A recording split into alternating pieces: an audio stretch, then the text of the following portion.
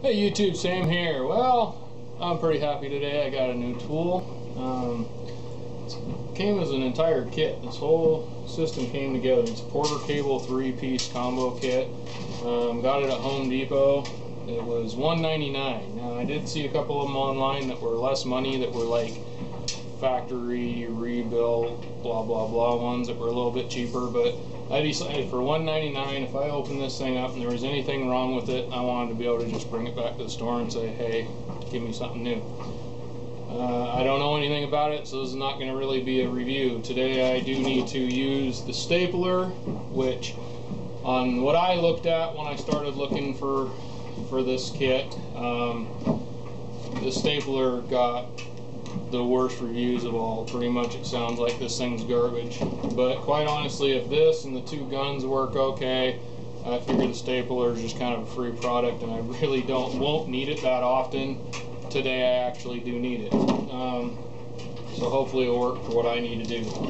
It came with the compressor, obviously, the stapler, and then like a pin nailer.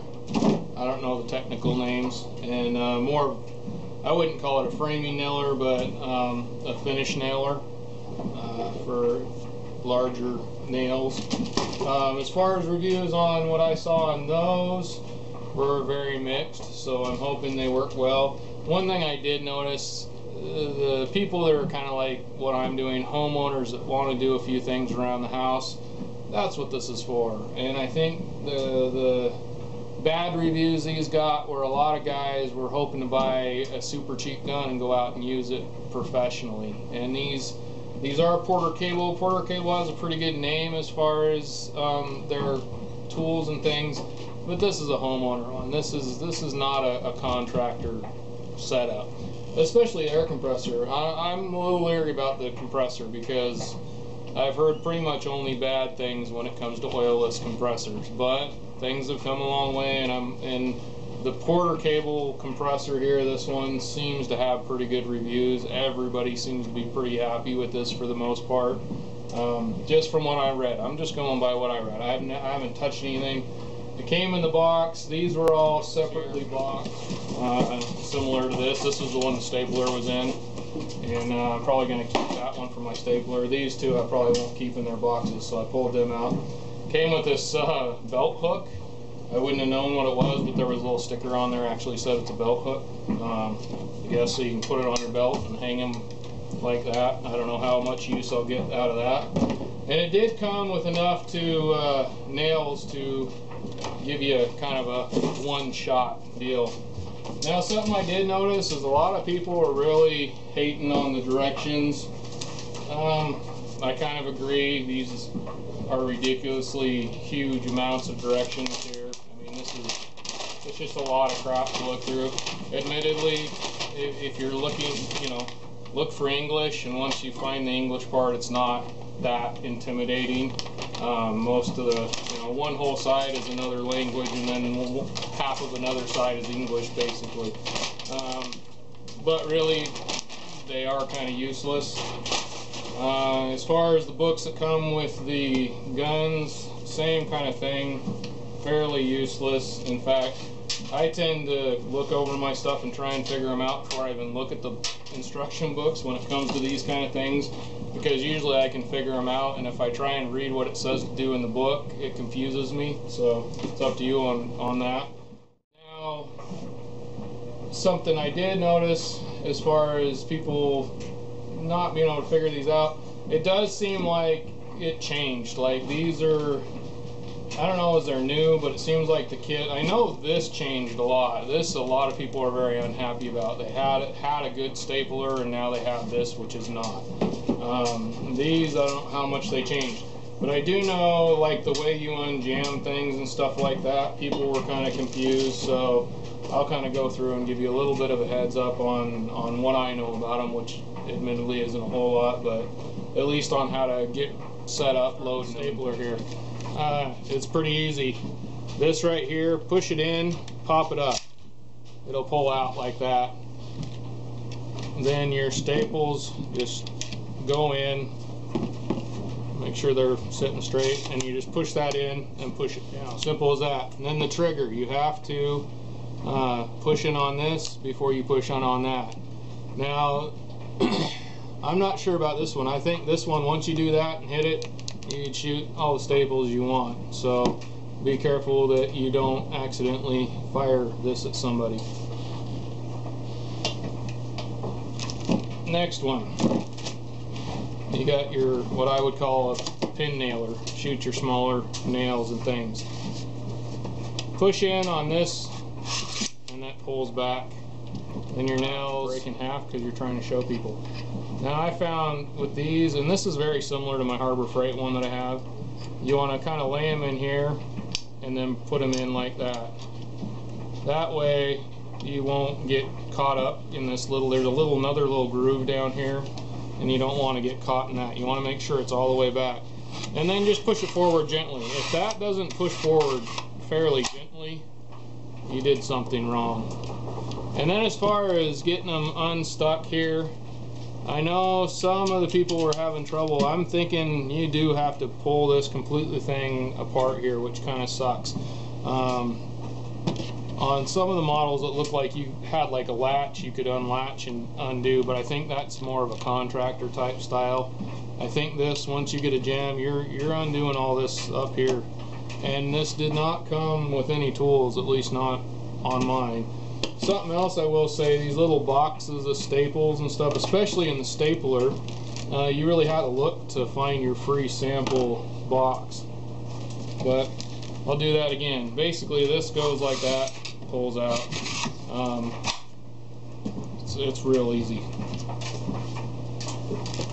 And we come to the bigger light. It's not great, and we got laundry going in the background, but hopefully you can see this. Alright, this right here, that you pull back. That's pretty simple. It holds, this brake holds it. It also pushes this back up here, and I was trying to find down in here like where to put the nails, couldn't figure it out. And then finally I found the little slot up here. I actually looked through the top and saw where the light was shining through here. And then it comes with these fairly short little nails here, or not short, but a small ring of nails here. And that goes right down in this top piece here and slides forward. And it came with another one, so you can fill these, you get one whole load basically. And then this pushes right here, and that lets that go, and then that pushes them on out. Fairly simple. Now this one, if it does jam, has these little things here on both sides. You push in and then you pull up on the front here and it opens up, and then you can kind of, if you get a jam or something like that, you can unjam it fairly easy. So this one looks like it'll be somewhat easier to work on if you got a jam. This one not so much, but honestly this really reminds me a lot of my Harbor Freight one that I have. Only there's a few more adjustments. There is an adjustment here that you can adjust to set the depth on this one, and I believe somewhere here there's another one. There's supposed to be an adjustment on here, and I did not find that. I don't know if it's this right here. Might adjust. I'll have to look in the instructions. I'll look a little further and see. Something else kind of neat here. You can adjust where the air blows out at. That's kind of a neat feature there. Looks like you got the same thing here on this one. So that's nice. You don't have to blow yourself in the face, or if there's a bunch of dust in one direction, you don't have to kick it up too much. Something else I saw when I did read through things, most of these, what was it? It said 70 to 100 psi, max 120. Well, this compressor supposedly goes up to 150. So in that case, you definitely got to use, you know, the air control there to tone your air down. Otherwise, you will have problems with these kind of things. You'll blow the seals out, and then they won't work. So Pay attention. It says oil right there. So make sure you get your tools. I use, and I have used for decades. Not this. It's not Napa Air lubricant. This is something I bought a long time ago. But inside here is Marvel Mystery Oil. I love that stuff. I don't know, if it's something you can home make or whatever. People say it's just transmission fluid and something else. I don't care. For how cheap it is, I'll buy gallons of that and have no problem.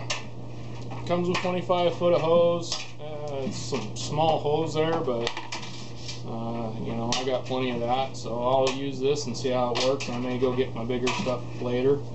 You have 2 places, so you could actually have 2 guys working on this, although I don't think I would work the machine that much. It does say in the instructions it can go 100% of the time, but it says something like 70% is recommended for it to last longer for you.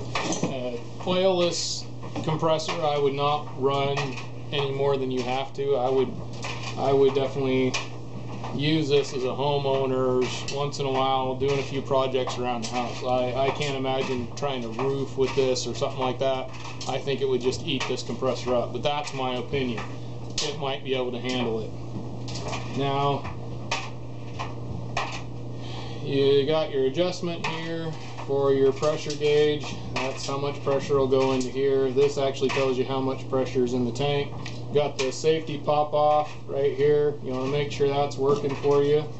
Now, something else, it said, I've heard on the new ones you don't have to do this, but I've also heard or not heard, but read and heard actually, that you should run these the first time constantly for 15 minutes, and to open up the air valve on the bottom of the tank so that it just runs and runs for 15 minutes for a break-in. And I am going to go ahead and do that, because I do know that new motors should be broke in, so that makes sense to me. So I am going to go ahead and do that. Worst case scenario, if I didn't have to, oh well, 15 minutes of running constant shouldn't hurt this right off the bat, and if it does, I'll bring it back, because obviously it's not going to do what I want it to do. So I'm going to go ahead and start this thing up and run it for 15 minutes, break it in. Now, I think I'm just going to call this a video, and once I've got a chance to use it, because I'm remodeling my basement, and then after that I'm going to be remodeling a lot of the upstairs area. So I will be using this stuff quite a bit and be able to give you an honest homeowner's opinion, not a professional opinion, but a homeowner's, what I do believe this is made for, opinion on things. And yet again, it'll be my opinion. If you don't like it, you'll find an opinion somewhere else. Anyhow, this is Sam, Jack of all, Master of none. Y'all have a good one.